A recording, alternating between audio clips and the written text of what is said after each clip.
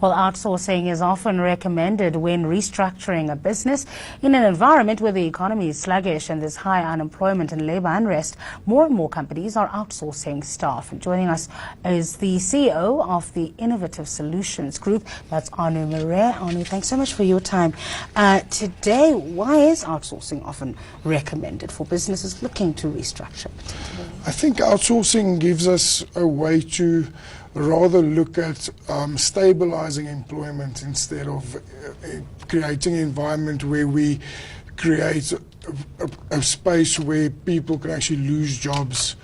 Let's say for us, in instance, Innovative Staffing Solutions, we have more than 7,000 employees and quite a few sites. So if an engineering company had to restructure or downgrade, we have the capability to rather move those employees to another site rather than to retrench them at the end of the day and say, sorry, we don't have space for you anymore. That's a very interesting perspective, yes, because most people associate outsourcing with actually the loss of jobs. You're saying it can actually be used to retain employment. We've proven it through the years. We're 7 years old. We started with basically nothing. I think 2 employees, like I say, now over 7,000. We've never retrenched an employee. We're always lucky enough to be able to utilize that employee in a different workspace, teach them more skills or better skills so that we can improve them and then basically use them on different spaces of the market. And what's your relationship with labor and the union? Well, in 7 years we've never had a strike. We've never had serious labor unrest. So we keep a very open-minded relationship with our labor and with unions at the end of the day. There's no reason fighting with unions and labor. Everybody should work together. If a company grows, the workforce grows, and if the workforce grows, poverty gets eliminated a bit by bit at the end of the day. So we try and keep a very open relationship with our workforce and with the unions, of course, but we also ensure that the law is abided by when doing this. From the company's perspective, how do you decide what to outsource, what to insource? Well, I think people outsource more than they realize. They outsource their telephones to Telkom. They outsource their printers to whoever. They outsource. So the fact is actually, if you have, for instance, a transport company, do what you do best. Concentrate on your operations and your transport and growing your company and outsource all of the other factors.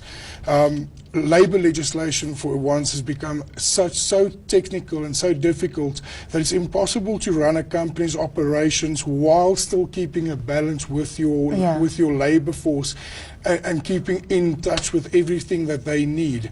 It takes up so much of your time in the back offices where no revenue is then given to the company for all of that work. Cost side of the business. So it's just costing you money at the end of the day, where with an outsourced company, their operational expertise is the labor force. So that is their operations, and they can then assist in that sector of the company. What about questions around the corporate culture, the company culture, employee loyalty, employee motivation? How do you address that if somebody doesn't feel like they are actually part of the whole? Well, I think it's easily addressed when you treat your staff well. This is true. Sorry that it's such a short answer, but I think that's the easiest way to address it. I think that to have an open door policy with employees in any circumstance is important. I've found in my time that something small, like a small pay query, can cause huge unrest under employees. Just by saying, listen, you guys, we have a 48-hour window to sort this out, and then have it sorted out in that time. Looking at the culture and then educating people towards the culture that the company is looking for, instead of just pushing the ugly duckling out and saying, listen, you don't fit in, so get out.